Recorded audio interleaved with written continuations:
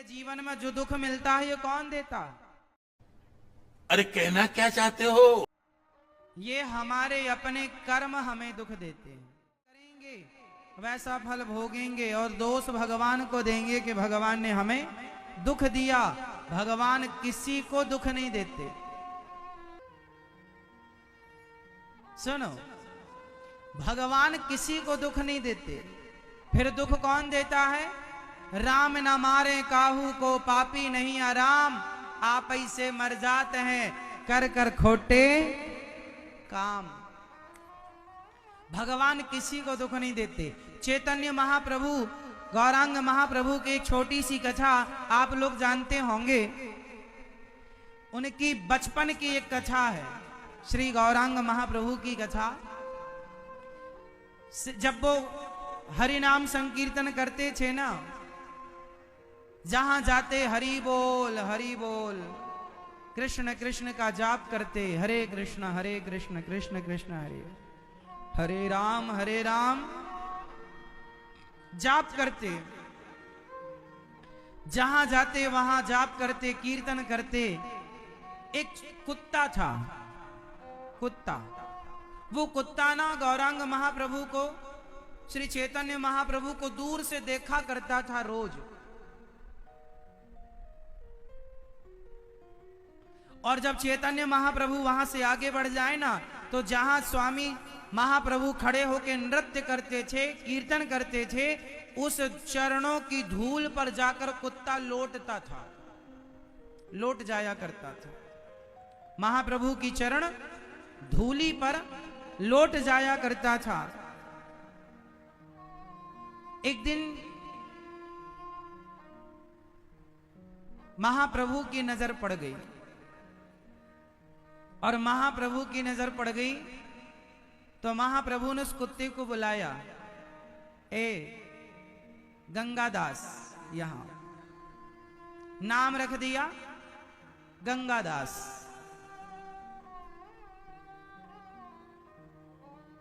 गंगा के किनारे ही इनकी अधिकांश लीलाएं हुई हैं, तो गंगादास नाम रखा। ए यहां आओ गंगादास। वो कुत्ता गया, अपनी झोली से लड्डू निकाले, महाप्रभु ने उसे प्रसाद पवाया। अब महाप्रभु ने स्वीकार कर लिया, आज से तू हमारी मंडली में सम्मिलित हो गया, अब तू भी हमारे संग प्रसाद पाया कर, तू भी हमारे संग चला कर। अब वो कुत्ता बड़ा खुश। लेकिन जो महाप्रभु के सखा थे, जो मित्र थे, जो कीर्तन करने वाले अन्य लोग थे, उन्होंने कहा, प्रभु ये क्या, ये कुत्ते को साथ में रख लिया आपने? वो कुत्ता कीर्तन करते करते रोता था। जब वो महाप्रभु कीर्तन करते तो वो बोल तो पाता नहीं था, पर भौंकना बंद कर दिया उसने। और भौंकने की जगह जब वो ध्यान से कोई सुने तो उसके भौंकने में गोविंद गोविंद निकलता था, और रोया करता था वो। तो किसी ने कहा कि महाप्रभु आपने इस कुत्ते पर दया करी है, बताओ ये कुत्ता कौन है? तब श्री चैतन्य महाप्रभु ने बताया कि ये कुत्ता पिछले जन्म का ब्राह्मण है, ये पिछले जन्म के पंडित जी हैं। अरे तो बोले पंडित जी हैं तो कुत्ता काय को बन गए? चैतन्य महाप्रभु ने कहा, ये घर में आए अतिथि को, द्वार पे आए अतिथि को हमेशा जूठा भोजन खिलाया करते थे, खाने के बाद सबको खिलाया करते थे। मेहमान आए, गुरुजी आए, आचार्य चरण आए, ये भगवान को भोग नहीं लगाते थे, पहले ही खा लेते थे कि दाल में नमक कम है कि ज्यादा है, पहले ही चाट लेते थे। तो इन्हें दंड दिया गया कि तुमने साधु संतों को भोजन कराने के पहले भोजन किया और उन संतों को जूठन खवाया। जाओ, तुम्हारा दंड यही है, जाओ अब जूठी पत्तलें चाटो, तुम कुत्ता बन करके अपना यापन करो। वो पाप के कारण कुत्ता बनना पड़ा। और बाद में श्री चैतन्य महाप्रभु ने उसे अपने साथ रखा और उसे भगवान नाम का आश्रय दिलाकर उस कुत्ते की भी बुद्धि निर्मल की और वो प्रायश्चित करता हुआ अंत में उस कुत्ते ने गंगा जी में जल समाधि ले ली थी अंत में। और चैतन्य महाप्रभु की चरण रज और चरण धूल प्राप्त करके उसने अपने आप को अमर कर लिया। कहने का तात्पर्य क्या है कि आप यदि कुत्ता योनि को प्राप्त भये हैं, वह भी आप अपने कर्मों के कारण।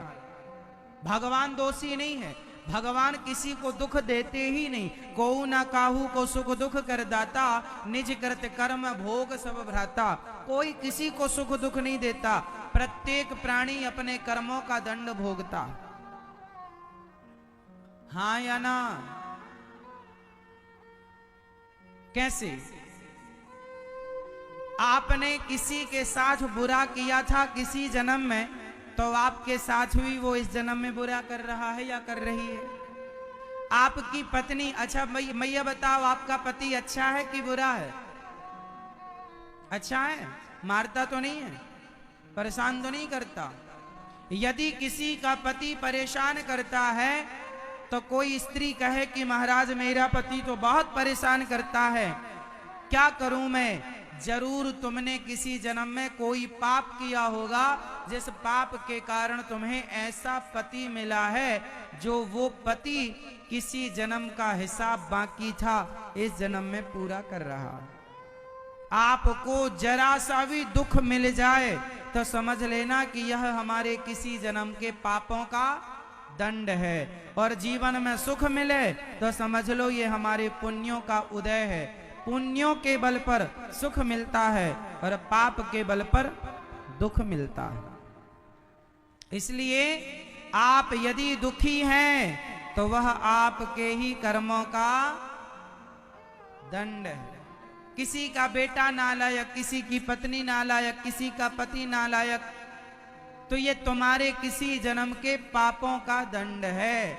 शरीर परेशान कर रहा, बड़े बड़े डॉक्टरों को दिखाया पर रोग ही ठीक नहीं होता। कुछ रोग ऐसे होते हैं जो रोग नहीं है, ये पापों का दंड है। हाँ या ना? इसलिए मेरी माँ, भगवान किसी को दुख नहीं देते। आप जैसा करते हैं वैसा आप भरते हैं।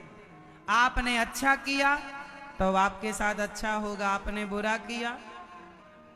भगवान, अच्छा बताओ, आपकी किस्मत कौन बनाता है? आपका भाग्य कौन बनाता है? जोर से कहे कि हमारी किस्मत भगवान बनाते हैं। आपकी किस्मत किसने बनाई मेरी मां? हम सबकी किस्मत भगवान नहीं बनाते, हम सबकी किस्मत हम लोग खुद बनाते हैं। हम जैसा कर्म करेंगे वैसी हमारी किस्मत। जैसा आप समझो, आपके आसनसोल में कचहरी तो होगी छोटी सी, आपको 10 रुपए के स्टाम्प पर, 100 रुपए के स्टाम्प पर वसीयतनामा तैयार करना है। तो आप जाएंगे और वसीयतनामा जो लिखने वाला है वसीयत, उसके पास जाएंगे और आप बोलते जाएंगे। जो आप बोलेंगे लिखने वाला वो लिख करके देगा। वो अपने से नहीं लिखेगा, आपको बताना पड़ेगा कि किसके नाम पर क्या करना है। आप बताते जाएंगे, वो लिख कर देता जाएगा। उसी प्रकार जब आप यहाँ से मरकर जाते हैं तो आप ही बताते हैं कि हमने इतना पुण्य किया, इतना पाप किया। उस पाप के पुण्य के बल पर 100 रुपए के स्टाम्प पर ईश्वर लिख कर दे देते हैं कि पाप किया है तो ये दंड है, पुण्य किया तो ये फल है, ये सुख है। वो 20 रुपए 100 रुपए के स्टाम्प पर जो लिखा जाए वही तुम्हारी किस्मत होती है। जो तुमने किया है, आपने यहाँ किसी के साथ गलत किया है तो आपके संग भी गलत लिखा जाएगा कि वो आपके साथ कभी गलत करेगा। वो तो हिसाब किताब तो चुकाना पड़ेगा। इसलिए कहता हूँ किसी को दोष ना दो, और जो मिल रहा है वो हमारे पापों का दंड मानकर प्रेम पूर्वक भोग लो और भगवान के आश्रित रहो। अब गलतियां ना करो, अब कोई पाप कोई अपराध ना करो।